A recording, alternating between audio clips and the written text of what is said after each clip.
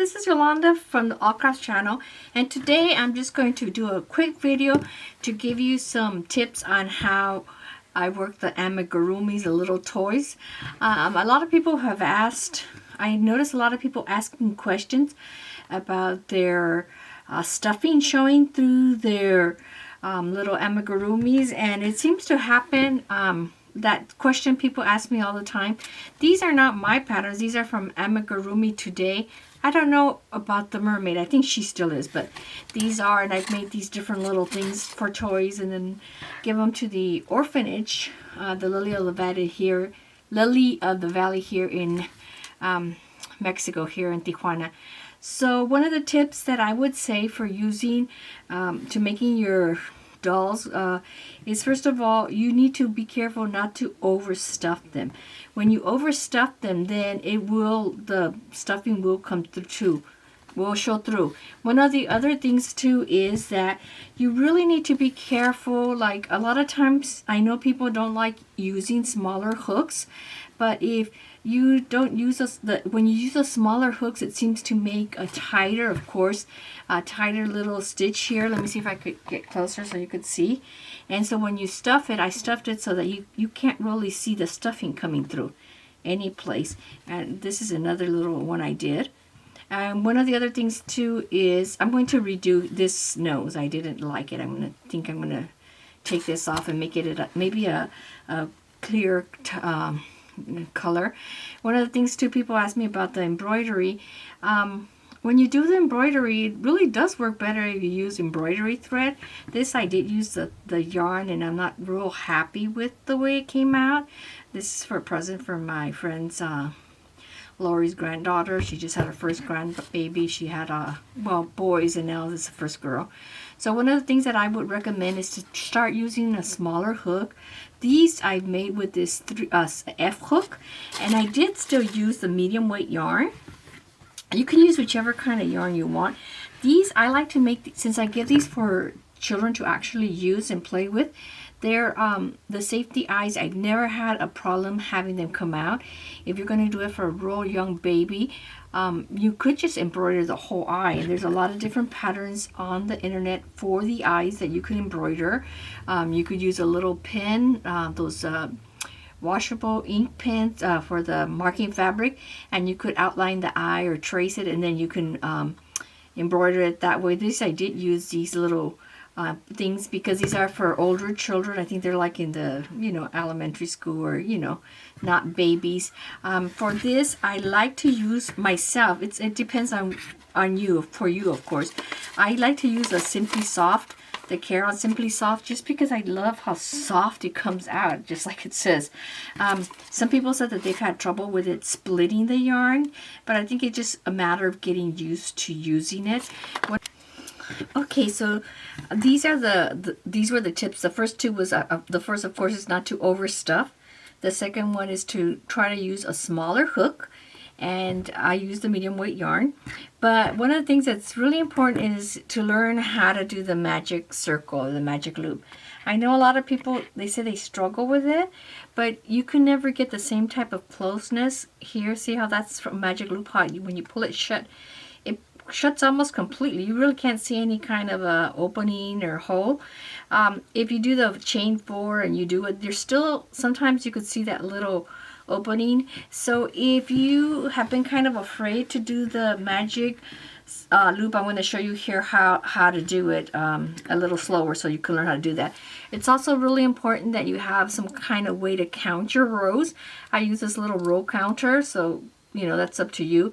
You need a stitch marker to keep track of your rounds. It's really, really easy to get lost when you're working in the circle, because we're not going to slip stitch into it. We're just going to continue working in the round, meaning we're going to go working in the circle. So if you want to learn how to do magic circle, here is how I do it. I'm right-handed, so I'm going to have my yarn in my right hand from the one that's coming from the skein, and then I put this tail in my left hand, and then I'm just going to make a little loop. Let me move this here in front. So see, you could see it's just bringing that yarn in front, so it looks like a circle. You could hold these then with your index finger and your thumb, you bring the yarn to the back of the circle. So here it's on the back. Then you're going to get your hook. You're going to pull your yarn out. So you're going into that circle. See there, you're going in there, pulling the yarn out. And then you can go ahead. I'm still holding it here. And then I'm just going to pull the yarn out and make a little chain.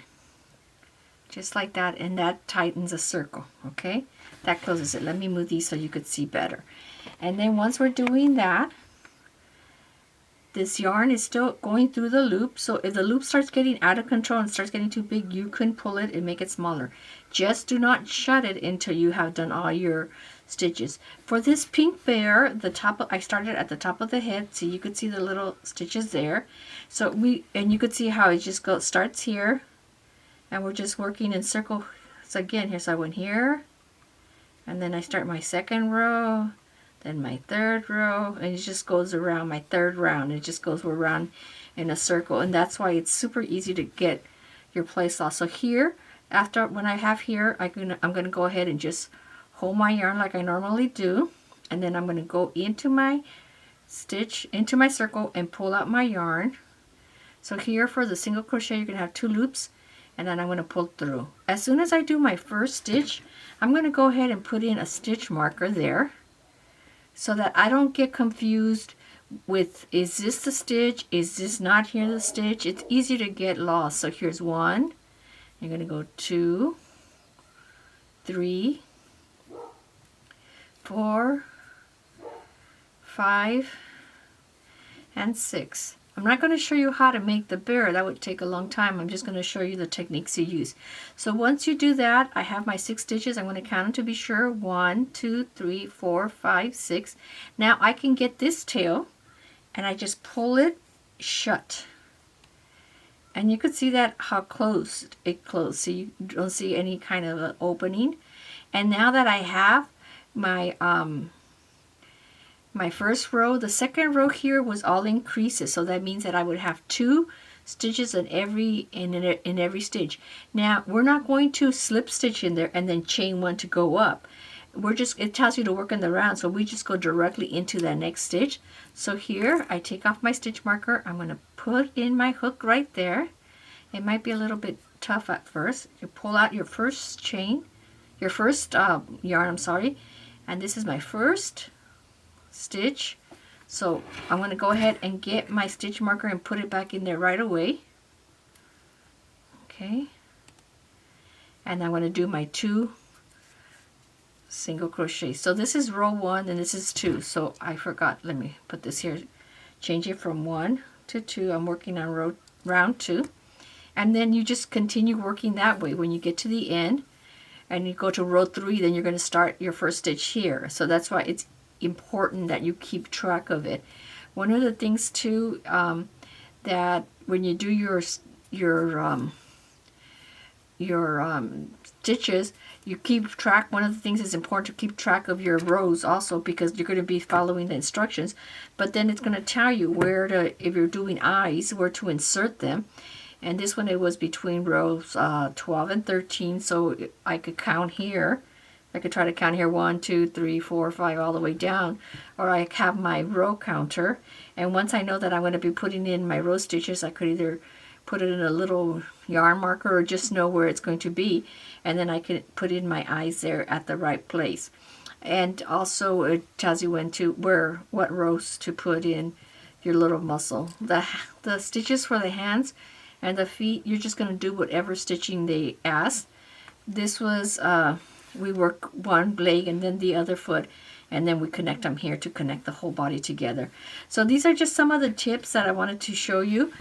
For the hair here, I just tie the knot and then just make several rows and then put it down, back, whatever your instructions are.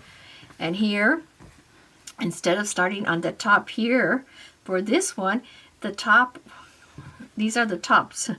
So you could see that the stitch here was the first round, and then it tells you to do how many rows you want to do and then change to the brown.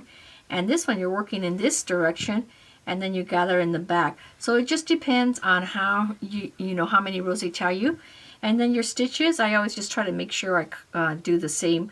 Leave a tail at the end of my last round so that I could sew in my my pieces to the body.